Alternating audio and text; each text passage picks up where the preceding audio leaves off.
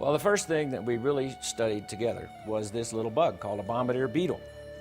And this little insect, it's about a ½ inch long, and it mixes chemicals that explode.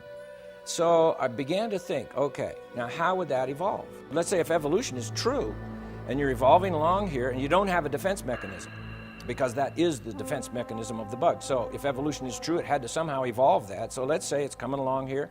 Well, the first time it evolves the explosion, what does it do to the bug? Boom, you just splattered your bug, okay? So splattered bug pieces don't evolve.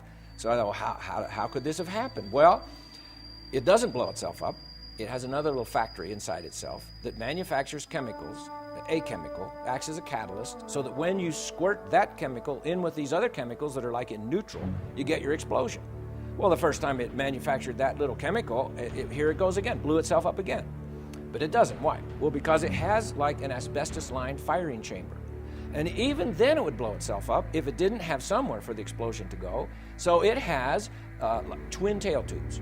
And it can aim these tail tubes all the way up, out the side, out the front.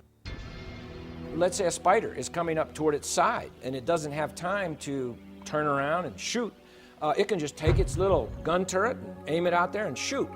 The explosion on this little bug, all you hear, if you're listening as a human, you hear this pop. But scientists have now put that explosion in slow motion. And it's like about 1,000 sequential little explosions, but they're so fast, all we hear is one pop. And so you think, well, now, why would that be?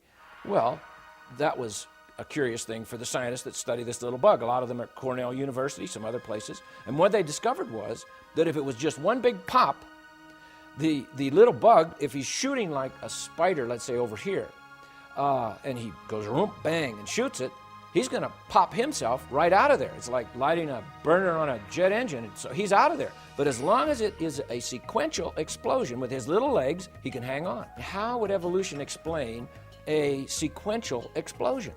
This little bug messes with all the theories of evolution. There is no way a slow, gradual process is going to produce this bug. There's no way even the newest theories of evolution, like punctuated equilibria, which means evolution happens very fast. Well, there's no way that will explain this little bug. I began to realize, how could this particular little animal, for instance, evolve? It needed all of its parts, it needed everything there all at once, or you just don't have the animal.